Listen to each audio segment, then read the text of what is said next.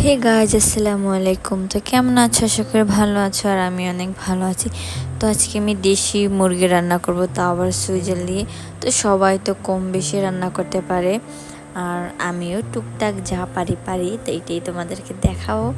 অবশ্যই ভিডিওটা না টেনে সম্পূর্ণই দেখবা, আর আমার ভিডিওটা ভালো লাগলে একটা লাইক, কমেন্ট আর শেয়ার করে দেবা।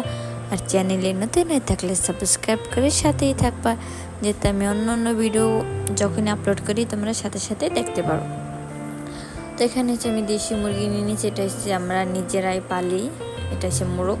তো এটা আজকে আমরা কুইটাকে এটা সুন্দর নিয়েছি খাবো বইলা। তো এই জন্য আমি যে গরম মশলা নিয়ে নিলাম। গরম মশলাতে দারচিনি, এলাচ, লবঙ্গ, গোলমরিচ এগুলা।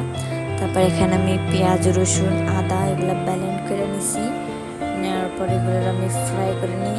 মানে অনেক আছে যে কাঁচা দিয়ে তারপরে সবাই মানে কষায়, আমি গোশটা কষাবো, কিন্তু আমি এই যে পেঁয়াজটা ভাজা ভাজা কইরা যখন দেখি মানে এটা কালারটা পুরো চেঞ্জ হয়ে গেছে, বাদামি কালার হয়ে গেছে, তখন আমি যে এতে মশলা টশলা দিয়ে দিই।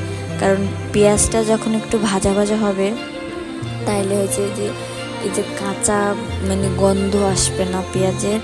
আর গোশের সাথে যদি আমরা কাঁচা পেঁয়াজ, রসুন এগুলো কষাই, যতই কষাই ধীরে ধীরে মানে একটা মানে গন্ধটা ছাড়তে অনেক টাইম লাগে। আগে যদি একটু আমরা পেঁয়াজটাকে বাদামি কালার করি, তাহলে আর গন্ধ আসবে না। তো ওটা আমি বাদামি কালার করে তারপর আমি মশলা দিয়ে দিচ্ছি। আমি মশলা এসে পানিতে গুলাই দিই সবসময়, দিলে ভালো হয় আমার ক্ষেত্রে, আমি যেটা মনে করি। মশলার ভিতরে কিছু দিন হলুদ, মরিচ, লবণ আর জিরা এতটুকুই। তারপরে মাংস দিয়ে এখন আমি এটার ইচ্ছা মতো কষাবো। আমি যতক্ষণ এটা কষাতে কষাতে একদম পুরো কষা কষা না হয়ে যায়।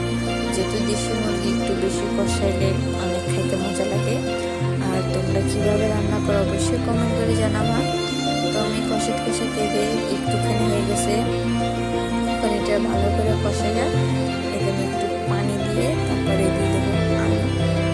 আমার মনে হয় যে মুরগির গোশে যদি আমি আলু না দিই, মুরগির গোশ না যে কোনো গোশে আলু না দিলে আমার কাছে মজা লাগে না।